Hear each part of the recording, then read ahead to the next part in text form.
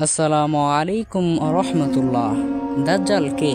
দাজ্জাল হলো ইসলামী ধর্মমতে শেষ জামানায় আবির্ভূত হওয়া একজন মহাপ্রতারক। দাজ্জালকে মাসিহ আদ দাজ্জাল ও বলা হয়। দাজ্জাল শব্দের অর্থ হলো মিথ্যাবাদী, প্রতারক। হাদিসে আছে, দাজ্জাল মানুষের সামনে নিজেকে খোদা হিসেবে দাবি করবে। তার অনেক অলৌকিক ক্ষমতা থাকবে। দাজ্জালের চোখ হবে কানা এবং কপালে কাফির লেখা থাকবে।